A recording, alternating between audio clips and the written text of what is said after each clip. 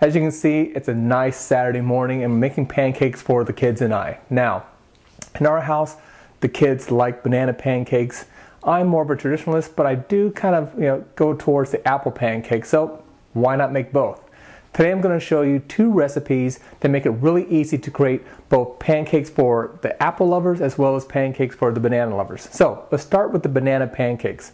For the banana pancakes, we're going to use a cup of flour, a cup of milk, and here are my cute little bowls. I have a tablespoon of sugar and about 2 tablespoons of baking powder and about a 1/4 teaspoon of salt, and an egg, and of course bananas. So the first thing we're going to do is actually put together our dry ingredients. I'm going to go ahead and use this bowl here. Just going to put in the flour, baking powder, not baking soda. You'll be surprised at just how nasty that is if you get them mixed up. Let's go ahead and just mix that up a little bit here. And this is one of those things that you can actually put together the night before in terms of at least the dry ingredients, and then put the mash the bananas and put the eggs and milk in the morning. So it's really not that much work. And I always cringe when I go to the grocery store and I see someone buying pancake mix, because there's really no reason to buy it. It's not that challenging to make, and I'm going to prove it to you now. So all you guys out there looking for something to do on that Saturday morning to kind of show the little wifey that you love her, this is what you've got. All right, so let's put the bananas in here. And since we're a community shop here, let's go ahead and use the same fork. I'm just going to mash these bananas down. You definitely don't want to take this and put it into a food processor or something like that, thinking that you're saving time, because you're really not. You're actually going to kind of puree them, and that's not what we're going after here. So you can kind of see there that they're nice and mashed, almost like a creamy kind of consistency, which is what you want. You still want to have that nice flavor. Oh, and this is a great way to use those bananas that are just a little too soft for taking to work, or the kids think they're a little too mushy. You know what? This is phenomenal. This is a phenomenal use of them. Okay, so let's go ahead and add in the milk.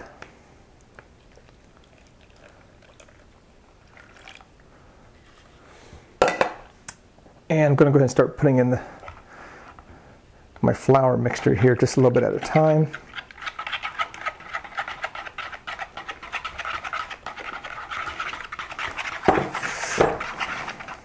Get that going.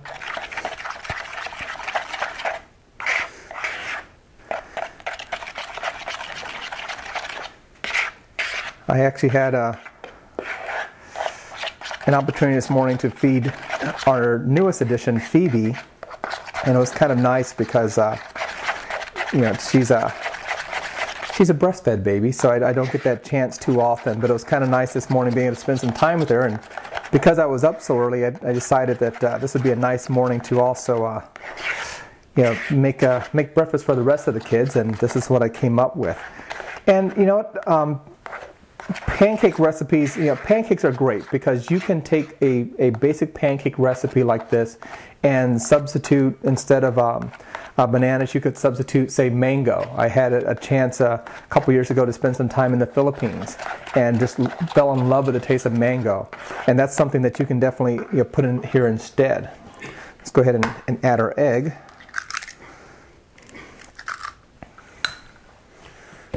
Clean this up a little bit. You'll also notice that I'm not using a beater for this, and the main reason is that you really don't need to make this super creamy. You want to mix the ingredients well, but you also want to not want to over process it.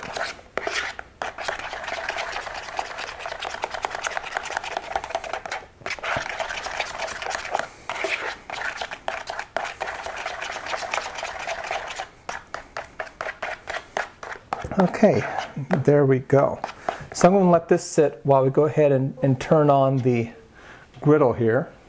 And now let's go ahead and get started on the apples. This time though, we're going to go with 1 1/4 cup of flour and 1 1/4 teaspoon of baking powder as well as the one tablespoon of sugar, and I put actually in a 1/4 teaspoon of cinnamon as well. Love me some cinnamon. So let me go ahead and get myself another fork here. And mix this in a little bit. All right, the difference here is that we're actually going to take an apple, and instead of using, say, an applesauce, we're just going to shred the apple up. It's really going to make this a little bit harder and very similar to what we're doing with the apples. You get that nice rich flavor to it. So let's go ahead and just peel this. And this peeler makes such short work of this for me. And use your own discretion on the number of apples. You know, once you try the recipe and your friends and family give you feedback, you might find that you want to put a little more apple into it, or perhaps a little bit less. But I'm just going to use a grater, and I'm going to just put this into the apple, into the mixture here.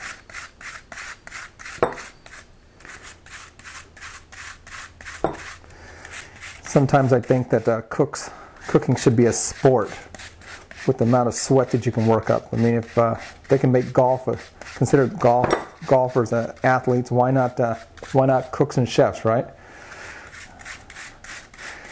Please don't send me hate mail over that. Now, if you want to save some time, I guess you could just dice the apples up into the pancakes. That's definitely an option. But for me, the amount of effort that you have to put into this really is very minor. Or you could substitute probably about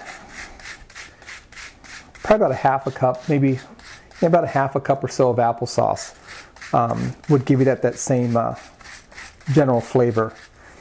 But obviously it's not the full apple.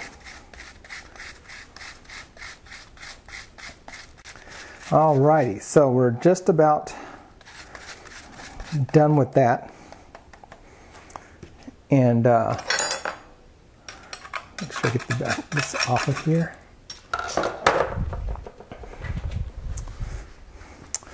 And you can actually see that it's just going to be phenomenal having that real rich apple in there. So we're going to add in a cup of milk,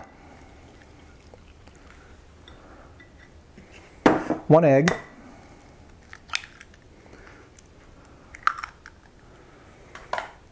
and then a 1/4 cup or about 4 tablespoons of butter. So I've melted this a little bit so you can kind of see it's a little messy to work with. And I prefer the softened butter, over the melted butter for this, because if you put the melted butter in, it's going to clump up a little bit with the flour. And again, it's not like you're necessarily saving yourself a whole lot of time by zapping it in the microwave for 2 minutes or something. So, okay, let's carefully mix this one up.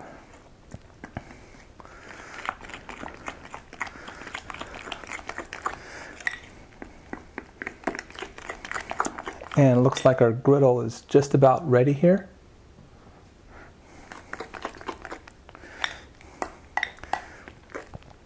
And I mentioned earlier that you can make these recipes the day before, and actually it's somewhat preferred if you're a real aficionado of pancakes. The ideal is that you actually make the batter at least an hour before, and you let it sit in the refrigerator. The reason why is that the gluten has a chance to really mix with the ingredients, and you'll actually get a little bit lighter, a little bit fluffier pancakes, with the nice little air bubbles in them. But for the sake of the fact that it's already 9 o'clock in the morning and the kids have been up since 7, though we have a rule in the house that on Saturdays no one comes out of the room before 8 o'clock. Let's just say I've got some very restless, hungry kids right now. All right, so let's go ahead and start. I'm going to use about a 1/4 cup. Have your griddle nice and hot. Some people like to use butter. I like using the non-fat cooking spray. because especially at this high temperature, it's very easy for the butter to burn, and then you just you've kind of messed up the flavor of the pancakes a little. So I'm going to try to keep my banana and my apple separated. I know they get along, but there we go. And like with most pancakes, you want to try to wait until you see the edges start to really dry out and be a little bubbly, and you know that you're at the point that you can go ahead and flip them over.